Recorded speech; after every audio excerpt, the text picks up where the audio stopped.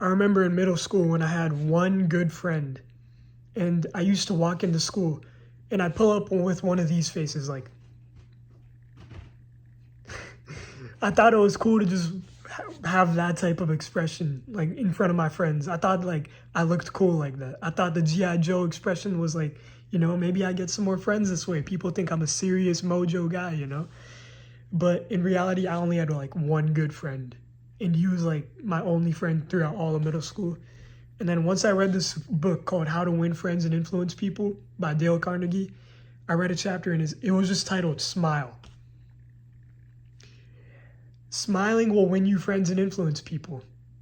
Smiling tricks your brain into being happy, which then it tricks your own brain into being happy, which projects onto the world that you can be talked to because you're more approachable when you smile. Like, think about it. Would you approach a guy who's just like this or like this? We all know the answer, right? And also, like, you see those Instagram pictures of, like, your friends where they just, like, they cover their face in the Instagram picture. They cover the most important part of their body in the picture and they post it on Instagram. In my opinion, that just shows that you have no confidence in yourself. And it's like, why would you cover the best part of your body?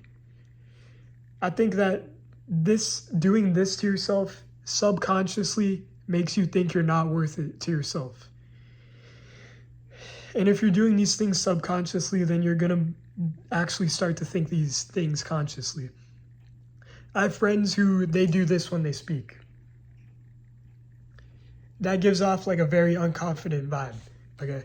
You need to be projecting yourself outward. You need to be like, keep your body up, your back tall. You have to stand up with your shoulders straight, as Jordan Peterson says.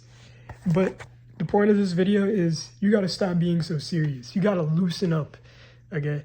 You're going to die one day, and imagine if you just spend your whole life being serious. For what?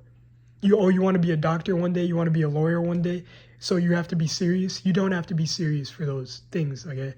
You can live your life happily. What is the point of life if you're not going to enjoy every single day, okay? You might die tomorrow. What if you died tomorrow and you spent the last day being super serious in front of your friends, your family? You didn't enjoy life. Life is right now. Are you not happy right now? You should just smile right now and be happy right now, okay? Think about it like that. In every conscious moment, you need to be seeking happiness. There's been studies done too, like, I'm not going to cite them, but there's been studies done that you perform better when you are happy. You can see clearer. You can smell better. All your senses are sharper when you're happy. So there's no reason not to be happy. Like, it's a net negative if you're not happy right now. And you can have a habit of happiness. You don't have to. I'm reading this book right now. It's called like Psycho-Cybernetics. You can choose to be happy. The author talks about this. You could just think about one event in your past when you were happy. Like for me, it's when I made it to the state meet with my cross-country team.